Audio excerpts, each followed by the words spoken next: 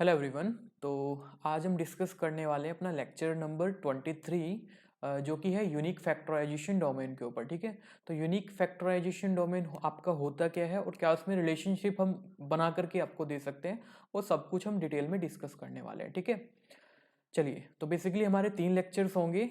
जो सबसे important segment है रिंग थियरी का, बेसिकली यूनिक फैक्टराइजेशन डोमेन, इसके बाद प्रिंसिपल आइडियल डोमेन, एंड उसके बाद हम डिस्कस करेंगे ईडी। ठीक है, एंड तीनों में रिलेशनशिप बनाएंगे और उनके कन्वर्स निगेशन जो भी स्टेटमेंट आएंगे उनका एप्लीकेशन मेनली क्या है और किस तरह से क्वेश्चन उन पर आते हैं। ठीक है, वो सब कुछ हम डिस्कस करेंगे। तो चलिए, UFD basically unique factorisation domain define करने से पहले मुझे एक टर्म का नीड होगा जिसको बोलते हैं एसोसिएट। तो एसोसिएट आपके पास क्या होता है?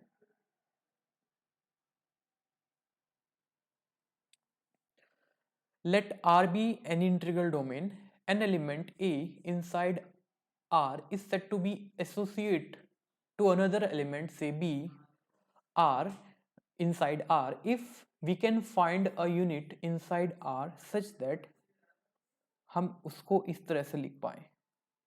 ठीक है, देन वी से A is associate to B। For example, जैसे मैंने जेड आई कंसिडर करा, यहाँ पे मैंने ए को 1 पिक करा, बी को -1 पिक करा, तो ए को मैं यहाँ पे लिख सकता हूँ -1 आई टाइम्स आई। तो यहाँ पे देखो एक यूनिट मिल गया मुझे। आई मेरे पास क्या था? आई मेरे पास बेसिकली था 1, और 1 को मैं लिख सकता हूँ -i into I. I square equals to -1 और माइनस माइनस प्लस हो जाएगा तो +1 आ जाएगा। तो यहाँ पे हमने एक एग्जिस्टेंस पा ली ना यूनिट की, क्योंकि यूनिट सेट इसमें, इसका जो यूनिट सेट होता है जेड आई का, वो हम काफ़ी बार डिस्कस कर चुके हैं। क्या क्या होते हैं यहाँ पे unit element? Only +-1 and +- iota. Okay, and similarly अगर आप जेड में डिस्कस कर रहे हैं, दोनों एलिमेंट आप ले रहे हो, तो 10 को मैं लिख सकता हूँ -1 टाइम्स ऑफ -10, यानी कि 10 एसोसिएट हो गया -10 के। तो आई होप एसोसिएट का क्या मतलब होता है ये सबको क्लियर होगा। ठीक है, कुछ रिलेशनशिप है बेसिक, जस्ट डेफिनेशन का यूज करके। अगर ए एसोसिएट है बी के, then if and only if condition है बी एसोसिएट होगा ए के। सिमिलर प्रूफ इसका है, जैसे मैंने एग्जांपल को डिस्कस करा, तो बाय डेफिनेशन क्या होगा? अगर ए बी के एसोसिएट है तो we can always find a unit such that we can write A equals to U times of B. Okay, U आपका यूनिट है, ठीक है, और यूनिट है तो इसका मल्टीप्लिकेशन इनवर्स एग्जिस्ट करेगा, तो बोथ साइड यू इनवर्स से आप ऑपरेट कर दीजिएगा। तो बी को कुछ ऐसा लिख सकते हैं। अब यू यूनिट है आपके पास, तो u inverse must be unit. So by definition of associate we can say b is associate to a, right, and conversely, right. Even अगर आपने 3 एलिमेंट कंसीडर करे, ए बी के एसोसिएट है, बी सी के एसोसिएट है, तो ए आपका सी के एसोसिएट होगा, यानी कि ये ट्रांजिटिव रिलेशन फॉलो करता है, होल्ड करता है। ओके, तो ये आपके लिए होमवर्क है, इसको ट्राई कीजिएगा, जस्ट डेफिनेशन का आपने यूज करना है। ठीक है, नेक्स्ट जो हमारा मेन सेगमेंट है यूनिक फैक्टराइजेशन डोमेन। तो ध्यान से पहले डेफिनेशन को प्रॉपर समझते हैं, डेफिनेशन का मतलब क्या है। ठीक है, चलिए, आपके पास कोई भी इंटीग्रल डोमेन है, तो पहली कंडीशन, पहला कीवर्ड आपको मिल गया है, यूएफडी होने से पहले जो भी आप स्ट्रक्चर आप देख रहे हो यहाँ पे, उसको इंटीग्रल डोमेन होना पड़ेगा। Is said to be UFD if every non zero element can be written or expressed as finite product of irreducible element unique up to associate। देखो कितने सारे यहाँ पे कीवर्ड्स हैं। ठीक है, सबको एक एक बार करके समझते हैं। ठीक है, इस चीज का मतलब क्या है मैथमेटिकली, यानी कि अपने कोई भी नॉन जीरो एलिमेंट लिया, यूनिक का अप टू यूनिक का मतलब यहाँ पे क्या है, यूनिक अप टू एसोसिएट का मतलब क्या है। अगर एक नॉन जीरो एलिमेंट लिया और उसके कुछ फैक्टर आपको ऐसे मिले कि यानी कि ए को आपने कुछ इरेड्यूसिबल एलिमेंट के प्रोडक्ट में लिख दिया, मान लिया वो P1 टू Pk है। इवन कुछ और ऐसे फैक्टर मिल गए आपको, इरेड्यूसिबल फैक्टर, और we can say irreducible element, कि ए को आपने अनदर वे से लिख दिया। तो यूनिक अप टू एसोसिएट का मतलब क्या होगा कि जो ये टर्म है ये इक्वल होंगी। ठीक है, जो आपके पास के है वो नथिंग बट एस होगा, ठीक है, एस के इक्वल होगा, एंड पीजे इनमें से कोई भी एलिमेंट क्यू आई के एसोसिएट होगा ओनली वन टाइम्स। ये यहाँ पे यूनिक अप टू एसोसिएट का मतलब है, ठीक है। फॉर एग्जाम्पल जैसे कि आपको देखना है 10 का फैक्टराइजेशन आपको देखना है इन जेड, ठीक है। आप इसको ऐसे समझिएगा, तो 10 को आप कैसे लिख सकते हो, 1 क्रॉस 10, एंड इसको मैं ऐसे भी लिख सकता हूं -1 क्रॉस -10, ठीक है। तो देखो इसके 10 को मैंने दो एलिमेंट के इरेड्यूसिबल एलिमेंट के प्रोडक्ट में यहां पे लिख दिया है, ठीक है। अब ये देखो, sorry not irreducible element, just यहां पे मैं दिखा रहा हूं कि फैक्टराइजेशन इसका यूनिक है कि नहीं है, ठीक है। जो फैक्टराइजेशन है उसका यूनिकनेस का क्या मतलब है, देखो यहां पे इसका मैंने फैक्टर करा, ठीक है, और यहां पे ये 2 टाइम्स लिखा, ये भी 2 टाइम्स लिखा, ठीक है। एंड -1 1 के एसोसिएट है और -10 10 के एसोसिएट है। तो ये मतलब है यूनिक अप टू एसोसिएट का, जो ये वाली बात हमने लिखी है इसका मतलब ये है, ओके। अब इस बात को अप्लाई करते हैं जेड पे, कि जेड आपके पास यूएफडी होगा कि नहीं होगा, ठीक है। देखो जेड आपके पास यूएफडी है, इसका तरीका क्या है, ठीक है। आपने कोई भी इंटीजर्स लिया नॉन जीरो बाय डेफिनेशन, आप के को ऑलवेज इस फॉर्म में लिख सकते हो बाय फैक्टराइजेशन, ठीक है। लाइक आप मुझे पॉजिटिव या नेगेटिव कोई भी इंटीजर्स दोगे, मैं उसको ऑलवेज इस टर्म में लिख दूंगा। कई बार हम इसको डिस्कस कर चुके हैं। जैसे 2 को आप लिख सकते हो 2 टू दी पावर 2 इंटू 5, ठीक है।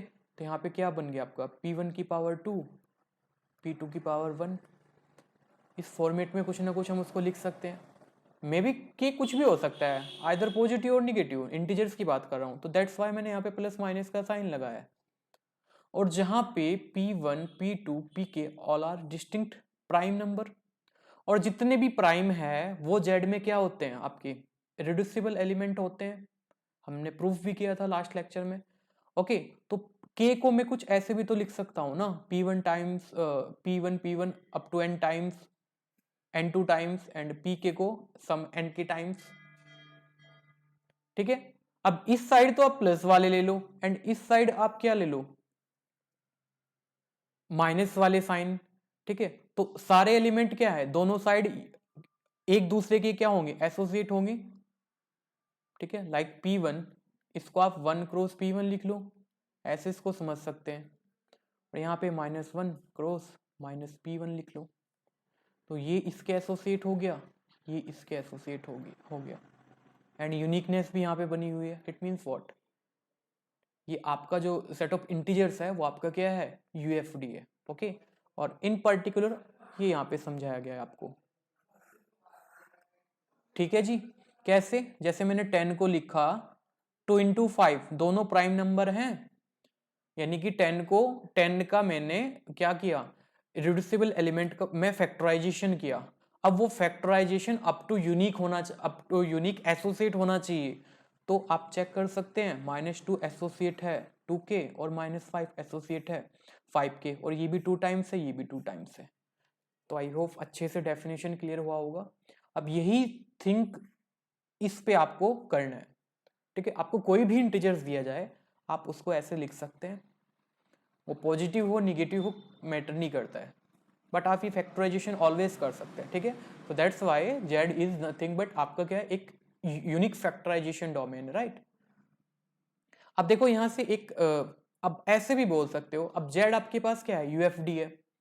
क्या every UFD is a field, तो ऐसा जरूरी नहीं है, आपको काउंटर एग्जांपल भी साथ साथ मिल गया है, तो साथ में नोट लगा सकते हैं, if r plus dot is a UFD then r need not be a field, okay.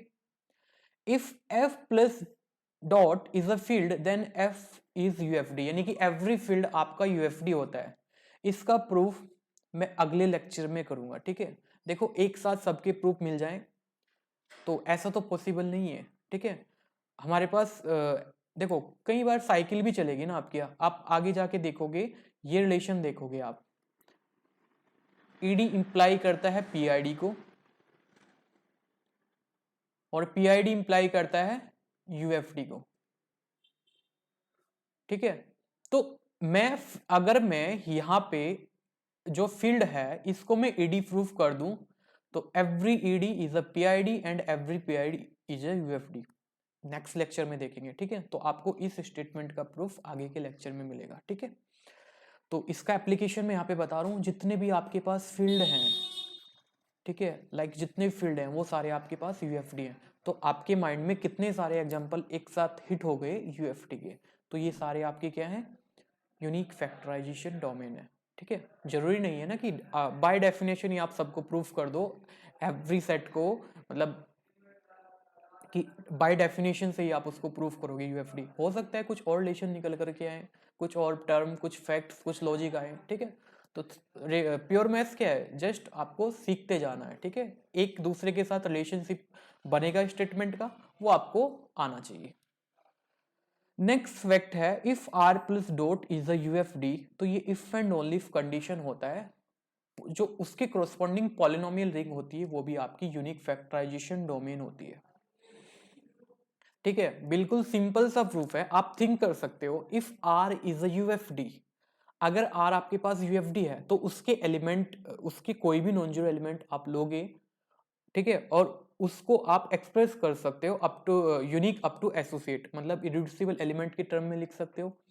अब आर एक्स में भी तो आप सेम ऐसे ही एनालिसिस कर सकते हो, बिकॉज जैसे आप पॉलिनोमियल बना रहे हो, पॉलिनोमियल के कोफिशिएंट आ कहां से रहे हैं, पॉलिनोमियल के कोफिशिएंट आपकी जो आपकी रिंग है, जो यूएफडी दी गई है, उसी से ही तो आ रहे हैं, तो वो रिलेशन उनके कोफिशिएंट के साथ भी तो फॉलो होगा, ठीक है। तो दैट्स वाई ये फैक्ट आपका बोथ साइडेड ट्रू है और ये काफी स्ट्रॉन्ग रिजल्ट है।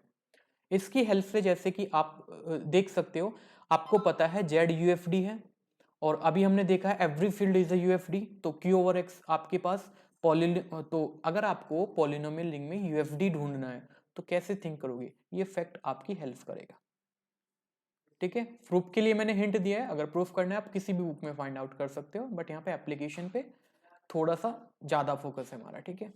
तो ये ऑल आर यूएफडी, ठीक है। अब इसी फैक्ट के अकॉर्डिंग हम ये भी प्रूफ कर सकते हैं, if R is a UFD और एक एन वेरिएबल आपके पास है, then this ring is nothing but polynomial ring in n variables, ठीक है। और ये भी आपका यूएफडी बनता है, ठीक है। मतलब अगर कहने की बात ये है, अगर आर आपके पास यूएफडी है ना, तो जो polynomial ring in N variable है, ये भी आपके पास क्या होगा, यूनिक फैक्टराइजेशन डोमेन होगा। इसको मैं प्रूफ कर रहा हूं 2 के लिए, एंड सिमिलर प्रूफ है अप टू एन के लिए। कैसे, आर x1 x2 को मैं ऐसे लिख सकता हूं, और इसको मैंने, इस रिंग को आर ओवर x1 को मैंने s मान लिया, तो ये जूम कर लिया।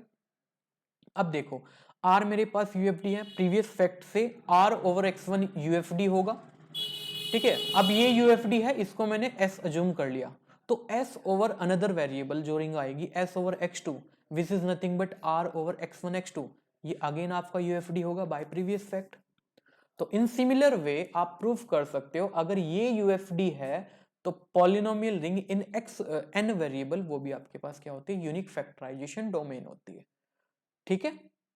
फॉर एग्जाम्पल, अगर आपके पास Q गिवन है, अगर आपसे पूछा जाए x and y is UFD, तो answer is yes, because here Q is UFD, even Q is a field and every field is a UFD, ठीक है।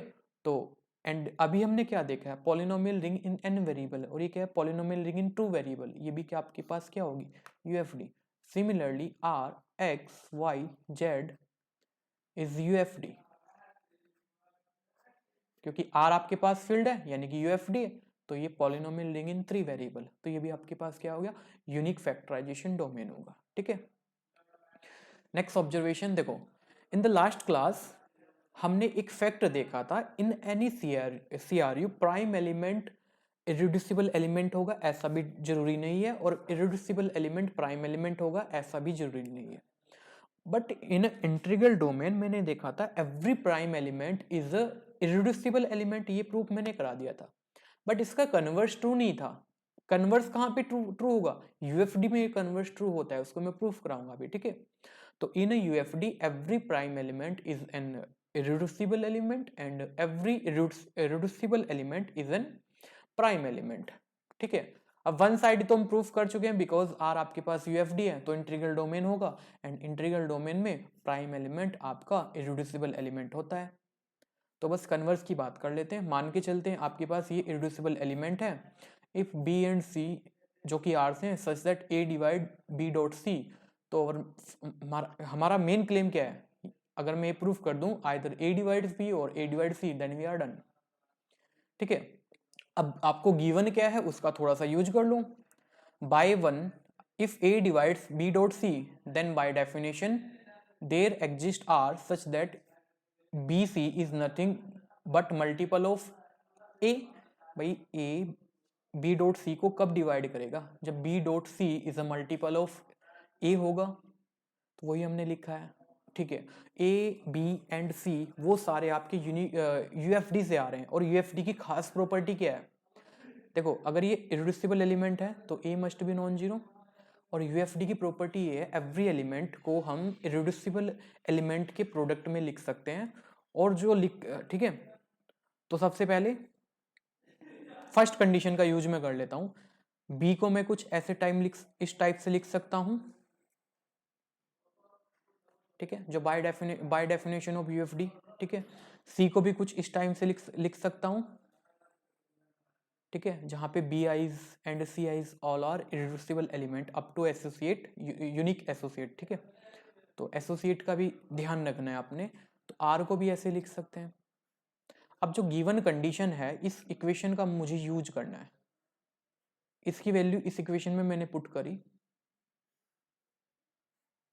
ठीक है। आर आपके पास यूएफडी है, इवन ये सीआरयू होगा, तो एवरी एलिमेंट एक दूसरे के साथ कॉम्यूट करेगा, तो इसको मैं ऐसे भी लिख सकता हूं, ठीक है। ओके जी, अब देखो यहाँ पे मैं डेफिनेशन यूज करने वाला हूँ आपकी यूनिक फैक्टराइजेशन डोमेन की। आर आपके पास क्या है? यूएफडी। तो यहाँ पे फैक्टराइजेशन क्या होगा? Is unique up to associate. It means what? यहाँ पे a is associate of some b i और सी आई बाय डेफिनेशन। भाई अगर ये फैक्टराइजेशन यूनिक है up to associate, it means what? A is associate of some b i और सी आई। अगर ए कुछ बी आई के एसोसिएट हो गया या फिर सी आई के एसोसिएट हो गया, यानी कि it means what? Some u times of bi and a some u1 times of ci, it means what? a divide bi and a divide ci, ठीक है। और वी कैन से a आपका b को डिवाइड करेगा और a आपका c को डिवाइड कर रहा है, यानी कि a आपका प्राइम एलिमेंट हो गया, एंड वी आर डन। देखो, जो भी आपकी गिवन हाइपोथेसिस थी उसका मैंने यूज किया यहाँ पे, ठीक है।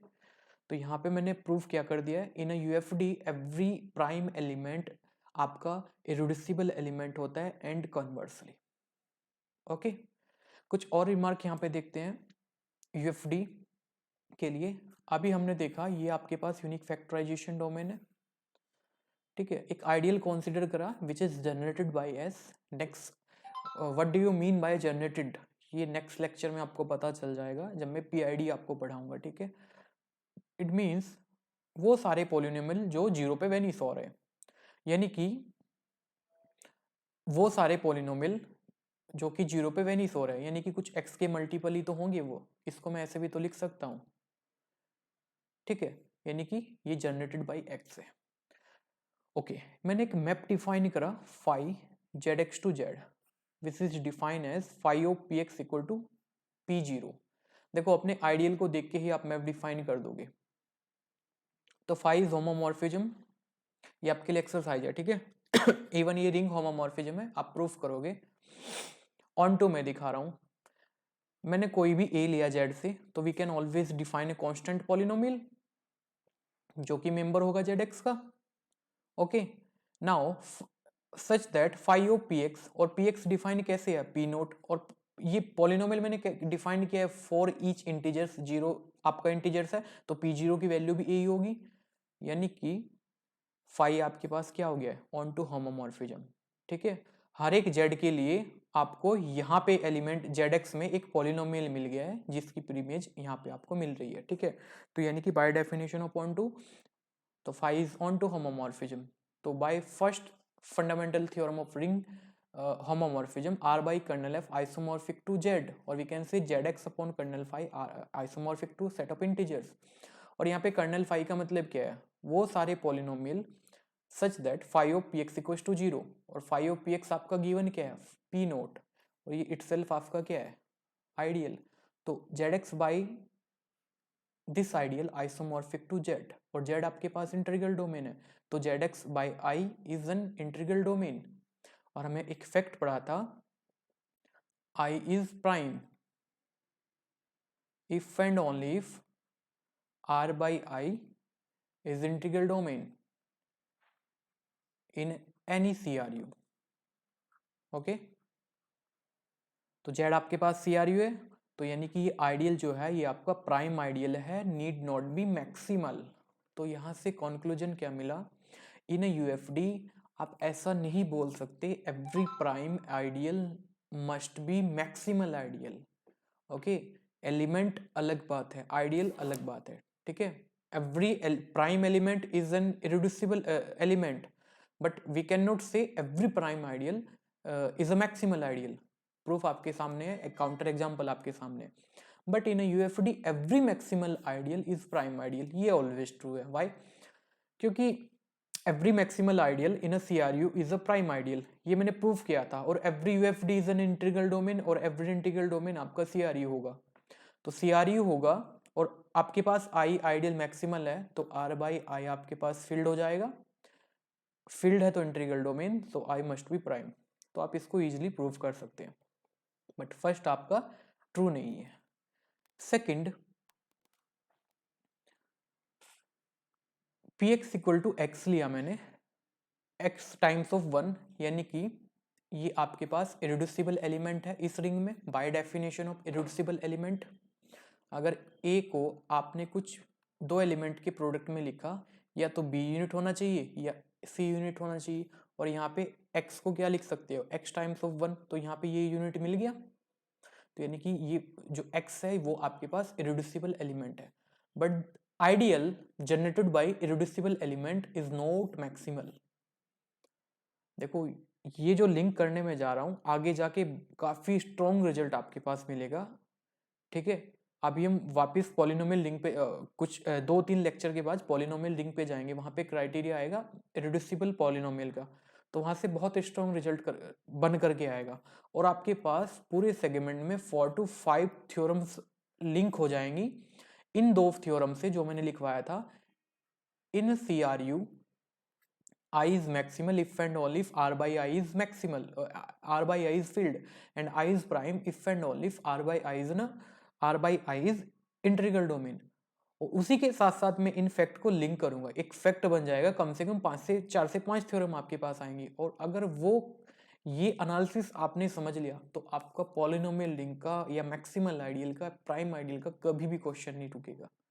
ठीक है, तो उसी लिंक को अच्छे से समझना है। ठीक है, तो हमने यहाँ पे क्या देखा है, इन अ UFD the ideal generated by irreducible element need not B maximal, क्योंकि अभी जस्ट देखा है ये मैक्सिमल नहीं है, ये प्राइम आइडियल आया था। ठीक है, अब देखो UFD में भी कुछ ना कुछ कमी है, आगे कुछ स्ट्रक्चर आएंगे जहां पे ये स्टेटमेंट ट्रू हो जाएगा। सो इन द नेक्स्ट लेक्चर हम देखेंगे इन a PID every ideal generated by irreducible element is maximal ideal। तो इस ये जो रिजल्ट है इस ये ट्रू होगा in a PID। In the next lecture we will see, और इसको मैं प्रूव भी कराऊंगा। ठीक है, and every non zero maximal ideal generates a irreducible, और तो वहां पे इफ एंड ओनली ट्रू हो जाएगा, मतलब अगर कोई भी आपके पास एलिमेंट है, अगर ये आपके पास इरेड्यूसिबल हुआ तो इससे जो आइडियल जनरेट होगा वो मैक्सिमल होगा। अगर ये आइडियल मैक्सिमल हुआ तो ये एलिमेंट आपका इरेड्यूसिबल एलिमेंट होगा इन अ PID। बट यहाँ पे ऐसा ट्रू नहीं है, ये हमने एग्जाम्पल देखा है, ठीक है। तो जो कॉन्क्लूजन है उनको ध्यान रखना है, ठीक है। कॉन्क्लूजन इंपॉर्टेंट है, किस स्ट्रक्चर में क्या क्या होल्ड हो रहा है, ठीक है, यानी कि किन एलिमेंट की परमिशन किन स्ट्रक्चर में है और किन स्ट्रक्चर में नहीं है ये साथ साथ देख करके चल रहे हैं, ठीक है। और नेक्स्ट पीआईडी का भी मोटिवेशन आपको आ रहा होगा, ठीक है। तो वो सब कुछ लिंक बना करके मैं चल रहा हूँ। चलिए क्वेश्चन करते हैं फाइनली। इन स्ट्रक्चर में आपको बताना है कौन सा आपके पास यूनिक फैक्टराइजेशन डोमेन है। तो ये तो यूनिक फैक्टराइजेशन डोमेन है because Q is a field and अभी हमने फैक्ट देखा था, if R is a UFD if and only if R over x the polynomial ring corresponding to UFD structure, वो भी आपके पास क्या होता है, यूएफडी होता है। अब ये आपके पास नॉट इंटीग्रल डोमेन है। हमारे यूएफडी की पहली कंडीशन यही थी कि हम इंटीग्रल डोमेन होना चाहिए। बाय डेफिनेशन हमने बोला था an integral domain is said to be UFD if certain condition hold, but ये तो आपके पास इंटीग्रल डोमेन ही नहीं है। अब इंटीग्रल डोमेन क्यों नहीं है ये आपको थिंक करना है। विदाउट जीरो डिविजन प्रॉपर्टी यहाँ पे होल्ड नहीं हो रही है, दो नॉन जीरो एलिमेंट का प्रोडक्ट यहाँ पे जीरो आ रहा है, ठीक है। एंड सिमिलरली ये भी आपके पास इंटीग्रल डोमेन नहीं है। अगर आप कांस्टेंट पॉलिनोमियल यहाँ पे ले लोगे, इन एलिमेंट में डिफरेंट है, यहाँ पे one nothing but constant polynomial one, ठीक है, और इसका मतलब है जीरो पॉलिनोमियल, ठीक है।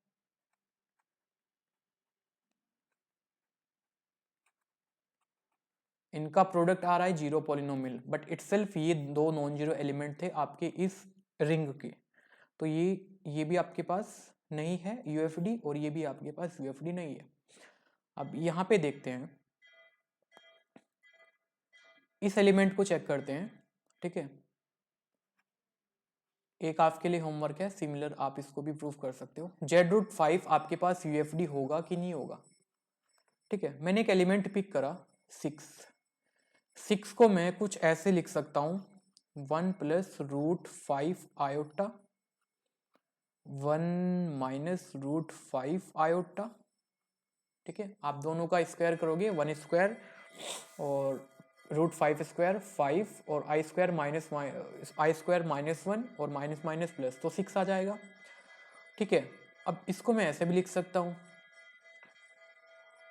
ठीक है। अब देखो यहाँ पे दो नॉन जीरो एलिमेंट का मैंने प्रोडक्ट लिखा, बट क्या 2 एसोसिएट है 1 + √5i के? क्या आप यहाँ पे मुझे यूनिट बना करके दे सकते हो, ठीक है। Think about it.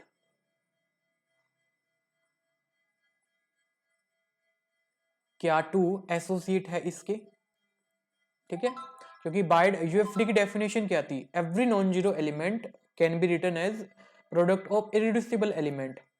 And factorization जो आपका इरिड्यूसिबल एलिमेंट का था वो यूनिक होना चाहिए था अप टू एसोसिएट, बट यहाँ पे 2 is not associate to 1 + √5i and 3 is not associate to 1 - √5i, ठीक है। तो यहां से भी आप इसको डिस्कार्ड कर सकते हैं, ठीक है। और भी एलिमेंट यहाँ पे आप ले सकते हो, लाइक 21 को आपने लिया, इसको आप लिख सकते हो 7 × 3 एंड यहाँ पे दो एलिमेंट को आप लिख सकते हो लाइक 4 + √5 आयोटा एंड 4 - √5 आयोटा। तो अगेन ये जो फैक्टराइजेशन है ये यूनिक नहीं है up to associate, because 7 is not associate to 4 + √5i and 3 is not associated to 4 - √5i because 7 यहाँ पे क्या आप ऐसी यूनिट ढूंढ पाओगे कि उसकी मल्टीप्लाई यहाँ पे करके आपको 7 मिल जाए? Can you find such you,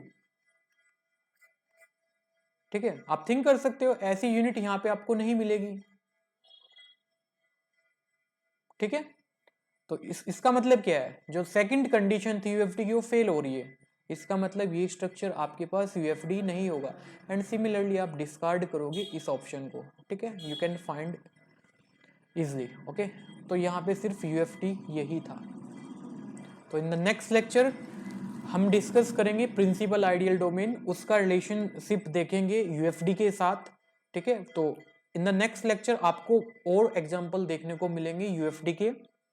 and next to next lecture जो आपका यानी कि आज परसों जो लेक्चर होगा उसमें आप और ज्यादा एग्जांपल फाइंड आउट करोगे यूएफडी के, ठीक है। तो जैसे जैसे आगे बढ़ते रहेंगे डिफरेंट डिफरेंट स्ट्रक्चर मिलते रहेंगे आपको, ठीक है। तो आज के लेक्चर में इतना ही करेंगे। और जो भी आपके डाउट्स, अगर मुझे नहीं लगता है अगर आप स्टार्टिंग से मुझे फॉलो कर रहे हैं कोई डाउट रहेगा, बट स्टिल अगर कोई डाउट है तो आप कमेंट बॉक्स में अपने डाउट बता सकते हो, ठीक है, जो भी डाउट है, ताकि मैं नेक्स्ट लेक्चर में उन डाउट्स को आपके ले सकूं, या फिर हो सकता है जो भी पॉसिबल होगा मैं वहीं पे भी आपको कमेंट बॉक्स में रिप्लाई करके उसका आंसर दे दूंगा, ठीक है। तो ठीक है गाइज, इस लेक्चर में इतना ही करते हैं, बाकी मिलते हैं कल न्यू लेक्चर के साथ जिसमें हम कंप्लीट पीआईडी को डिस्कस करने वाले हैं, ठीक है। Okay, bye bye, take care.